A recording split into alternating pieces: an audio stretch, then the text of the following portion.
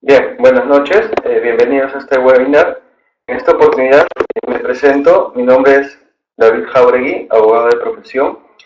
Soy profesor de CAMEX en el tema de licitaciones con el Estado. En esta oportunidad vengo a invitarlos a llevar el curso de contrataciones con el Estado, en el cual veremos 4 módulos, entre ellos los actos preparatorios, los procesos de selección. Vamos a ver el tema de talleres del SEACE, del Registro Nacional de Proveedores, la ejecución contractual y finalmente las modificaciones de las contrataciones del Estado, que en esta oportunidad vengo a mostrarle las principales modificaciones que han habido en esta ley y este reglamento, las cuales están vigentes desde el 3 de abril del presente año.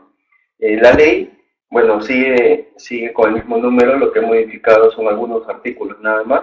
La ley sigue siendo la 30225 y su modificatoria de acuerdo al decreto legislativo 1341 y el decreto supremo 350 de 2015 del Ministerio de Economía y Finanzas viene a ser el reglamento, y la modificatoria respectiva es el decreto supremo 56 de 2017 del Ministerio de Economía y Finanzas.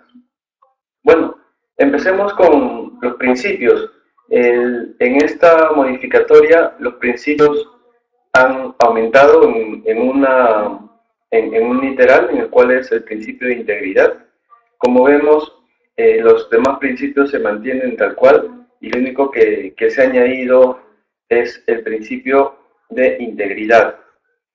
En el tema de la inaplicación con supervisión, digamos, en el tema de los no domiciliados, vemos que en el caso se ha añadido un literal 3, en el cual nos dice que el ente rector de salud advierta que la contratación resulta más ventajosa para la satisfacción de las necesidades del usuario. ¿Qué quiere decir esto? En las compras menores a 8 IT, en las cuales hay inaplicación de la normativa de contratación en Estado, pero existe una supervisión de parte del OCE. En el caso de salud, específicamente,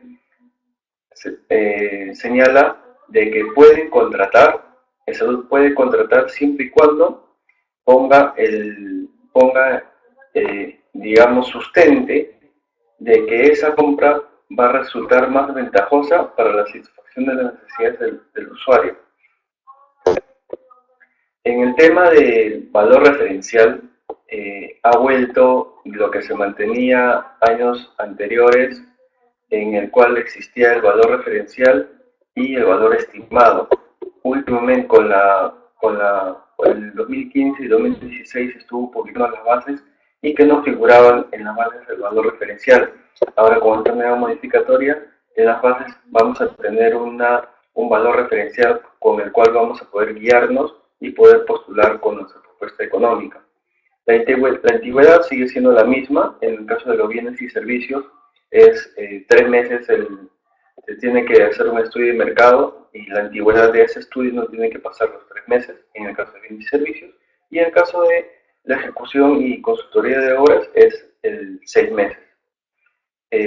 Todo esto es para determinar el presupuesto de obra o el presupuesto de la consultoría, el sustento del órgano de las contrataciones y la aprobación del titular, en este caso el valor referencial. El requerimiento.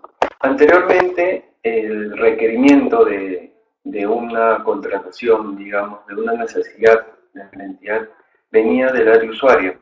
Es decir, en el caso de salud, por ejemplo, en el área de, no sé, de reumatología, necesitan algún medicamento, lo tenía que hacer el área usuario, tenía que trabajar las especificaciones técnicas o los términos de referencia o en un expediente técnico en el caso de obras. Con esta nueva modificación busca dar un poco más digamos, soltura al orden usuaria y permitir al órgano encargado de las contrataciones realizar este tipo de trabajo. Pues, por ello nos dice que alternativamente puede formularlo el órgano encargado de las contrataciones, aprobado de todas maneras por el órgano usuario. Esto ¿Cuál es la finalidad de este cambio? Es no crear obstáculos ni direccionamiento que perjudiquen la competencia. Siempre y cuando también no tienen que hacer referencia a la fabricación o procedencia determinado o un procedimiento que caracterice a bienes o servicios ofrecidos por determinado proveedor. Es decir, lo puede hacer el órgano encargado de las contrataciones, pero siempre y cuando no direccione la contratación o no mencione, digamos, marcas respecto a esta contratación que va a realizar. Los procedimientos de contratación, bueno, siguen siendo los mismos de acuerdo a la última modificación. Tenemos la licitación pública, el concurso público, la adjudicación simplificada, los consultores individuales, la comparación de precios, la contratación directa y la subasta inversa electrónica. Este es el cuadro en el cual tanto las entidades como los proveedores tenemos que guiarnos para poder realizar, digamos, la cuantía de acuerdo al monto del servicio o del bien que vamos a contratar, guiarnos acá por las cuantías y saber a qué tipo de procedimiento de selección corresponde. En el tema de comparación de precios, ha habido una modificación también importante, ya que si vemos en el caso de bienes, la comparación de precios ahora está siempre y cuando el ítem o el monto a contratar sea mayor a 8 IT y sea hasta 60.750, con lo que anteriormente era hasta 40.000 soles. Y con ello, digamos, ponía una brecha muy corta para elegir ese tipo de procedimiento de selección. Ahora con esto nos permite a las entidades poder contratar, digamos, más ítems o de repente mayor cantidad de la necesidad tanto del bien o servicio que desee contratar. Igual en el tema de la comparación de precios, como siempre se tiene que tener mínimo 3 cotizaciones de proveedores habilitados. Se otorga la buena prueba del precio menor. No existe el factor de evaluación, simplemente el 100% precio. Y después de otorgar la buena prueba, se tiene que registrar en el CAC la orden de compra. Y bueno, en caso de empate, se tiene que hacer un sorteo. ¿Qué pasa con la subsanación de oferta en la oferta técnica? En el caso de error material o formal de los documentos presentados, siempre que no alteren el contenido esencial de la oferta, se considera como errores materiales o formales los siguientes: la no consignación de determinada información en formatos y declaraciones juradas distintas a la económica, los referidos a las fechas de emisión o denominaciones de las constancias o certificados emitidos por entidades públicas, la falta de firma o foliación, y los referidos a las certificaciones sobre cualidades, características o especificaciones del ofrecido, siempre que tales circunstancias existieran al momento de la presentación de la oferta y hubieran sido referenciadas en la oferta. Ante esta subsanación de la oferta, anteriormente teníamos 2 días hábiles para poder subsanar.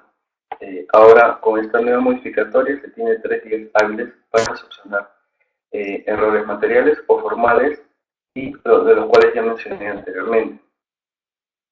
Los documentos omitidos pueden ser subsanados siempre que hayan sido emitidos por entidad pública o un privado, ejerciendo una función pública, y que este documento haya sido emitido con anterioridad a la fecha de la presentación de propuesta.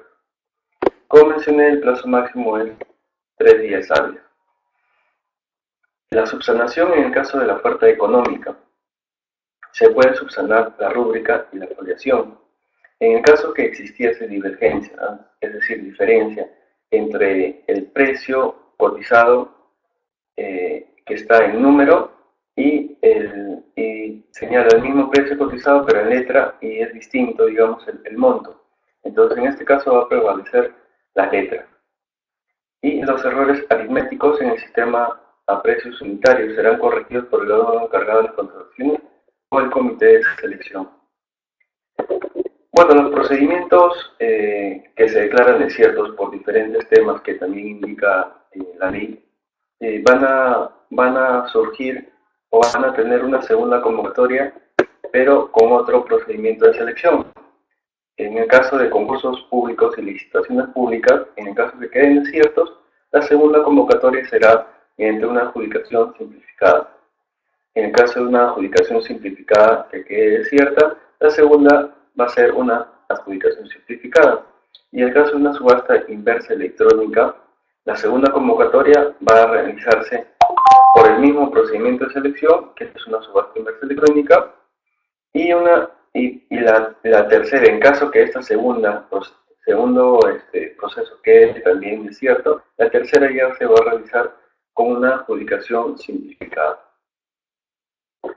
En el tema de los consorciados, no ha variado mucho este tema del consorcio. Bueno, como sabemos, la finalidad de un consorcio es la participación conjunta de proveedores para complementar sus calificaciones independientemente del porcentaje de participación. Digamos, otras finalidades para estar conjuntamente el contrato, y ello no implica la creación de una nueva persona jurídica. Las bases pueden establecer, ¿no?, un número máximo de consorciados, lo cual no había anteriormente en la normativa. Esto depende de la naturaleza de la prestación, y también un porcentaje mínimo de participación para el integrante que acredite mayor experiencia. La promesa formal de consorcio siempre tiene que contener lo siguiente: indicar los integrantes, indicar un representante en común, el domicilio común, las obligaciones que van a hacer estos consorciados y el porcentaje de dichas obligaciones. Realmente las firmas tienen que ser legalizadas. En el tema de solución de controversias durante el procedimiento de selección, se sigue manteniendo los plazos de 5 días para adjudicaciones simplificadas y 8 días para licitaciones y concursos públicos, y se presenta ante mayor, si es que el monto a contratar es igual o menor a 50 UITs. El valor referencial se toma en cuenta. Si es igual o menor a 50 UITs, el valor referencial, entonces la apelación se presentará ante la entidad. Si ese valor referencial es mayor a los 50 UITs, entonces se presentará ante el Tribunal de Contrataciones del OCE. Acá pongo las 50 UITs, que equivalen a 202.000 soles con 202.500.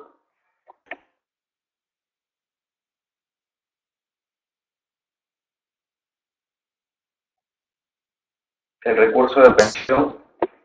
En el caso de los efectos de la interposición de un recurso de apelación, se suspende el procedimiento de selección y todos los actos que surjan después de ello serán nulos, y no suspende el procedimiento para el tema del convenio marco, incorporación o extinción de la vigencia. El recurso de apelación, como mencioné, los plazos: 5 días para una adjudicación simplificada, para una comparación de precios, para una subasta inversa electrónica y para la selección de consultores individuales, y 8 días hábiles para una licitación pública, concurso público y una subasta inversa electrónica cuyo valor referencial corresponde a una licitación pública o concurso, y los procedimientos para catálogo de convenio marco. La resolución. ¿Quién emite la resolución de un recurso de apelación? Ya sea la entidad o el tribunal. ¿Qué es lo que resuelven ambas entidades? En el caso de la entidad, resuelve y notifica el recurso en el SEACE en no más de 10 días hábiles desde el día siguiente de su presentación. En el caso del Tribunal de Contrataciones, resuelve en no más de 5 días hábiles desde el día siguiente de que se declare el expediente listo para resolver.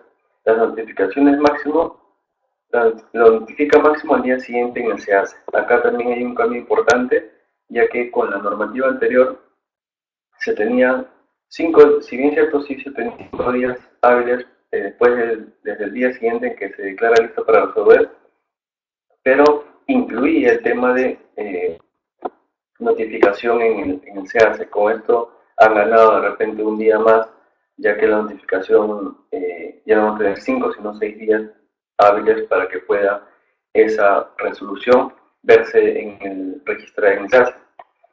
Indica también si el tribunal o la entidad no resuelve y notifica la resolución sobre el recurso de apelación, se debe asumir que el mismo fue desestimado, operando la denegatoria estricta. Consideraciones importantes. Para la presentación del recurso de apelación se elimina la obligación de contar con autorización de abogado. El recurso será improcedente por falta de interés para obrar si el postor que impugna la aplicación de la buena pro y cuya oferta no ha sido admitida o ha sido descalificada no cuestiona estos hechos. Para resolver el recurso, el titular debe contar con la opinión previa de las áreas técnica y legal, cautelando que en la decisión no intervengan los servidores que participaron en el procedimiento de selección. Si el tribunal advierte de oficio vicios de nulidad en el procedimiento, corre traslado a las partes para que se pronuncien sin perjuicio que pueda realizar este emplazamiento en la audiencia que se desarrolle. Contratación directa. Como sabemos, antes eran llamadas exoneraciones, ya desde la normativa anterior han sido modificadas por esta palabra contratación directa.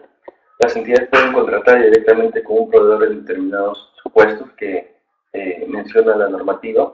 Las contrataciones derivadas de un contrato resuelto o nulo, siempre que su continuidad resulte urgente.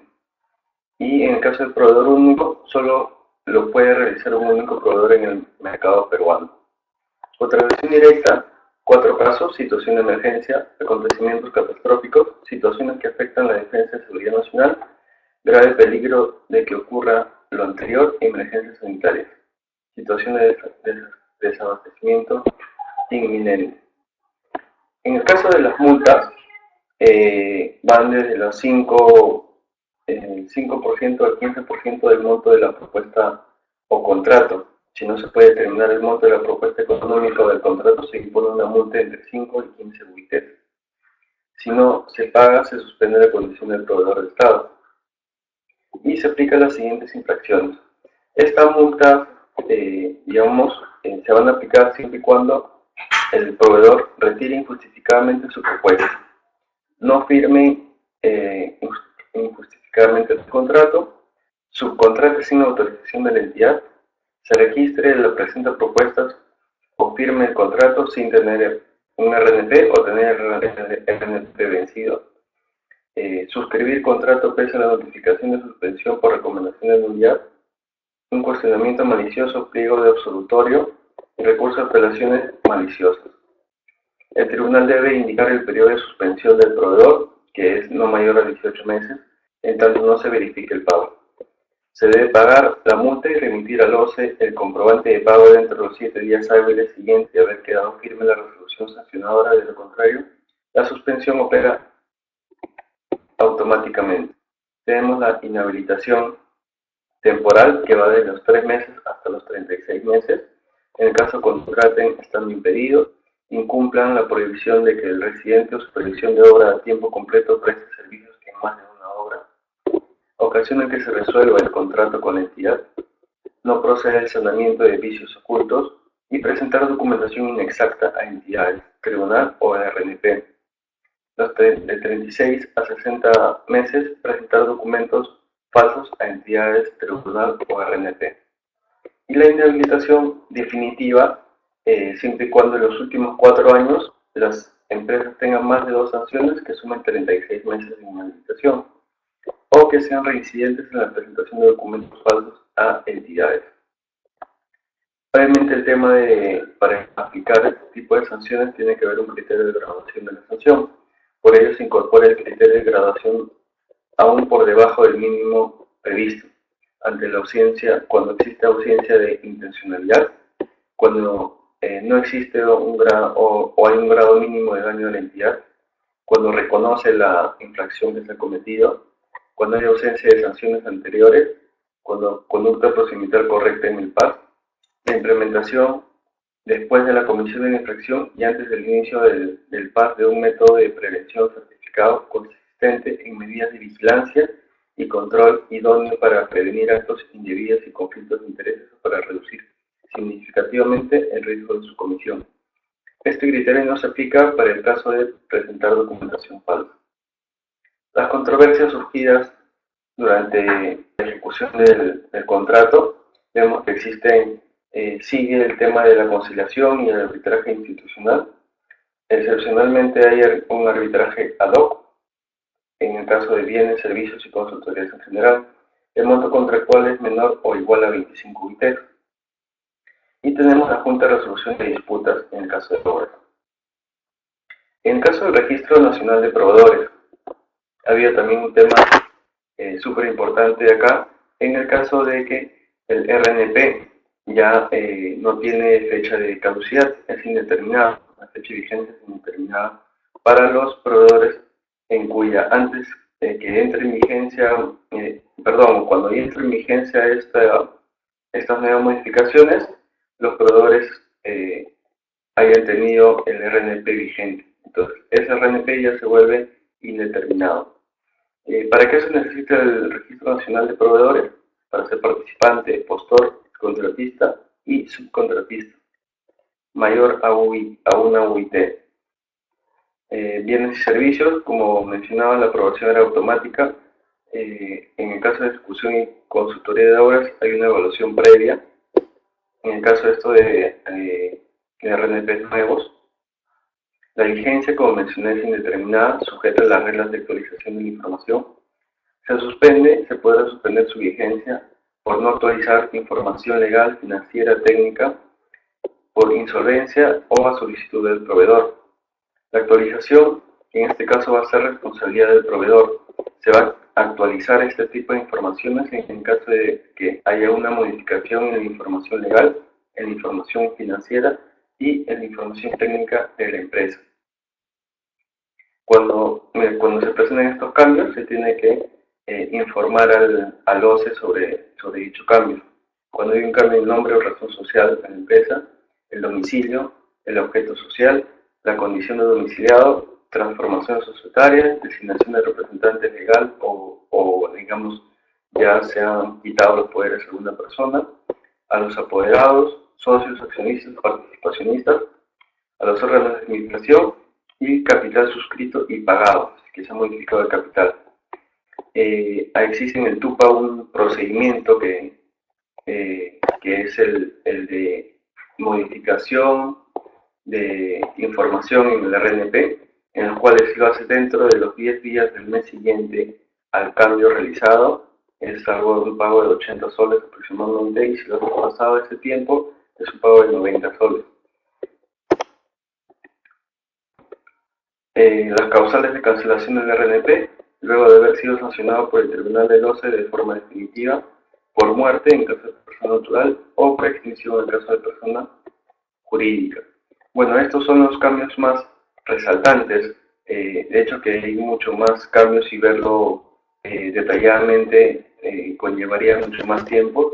He escogido los cambios más resaltantes en estas nuevas modificaciones y espero poder, en el curso se realizará mucho más detallado estos cambios y se explicará, como mencioné anteriormente, hay diferentes talleres del SEACE, cómo buscar procedimientos de selección en las diferentes entidades, cómo buscar los planes anuales de contrataciones, cómo saber más del RNP, saber más del SEACE, generar diferentes reportes del SEACE con nuestros competidores, etcétera, etcétera. Entonces los invito a llevar este curso de contrataciones y verlos más adelante. Gracias.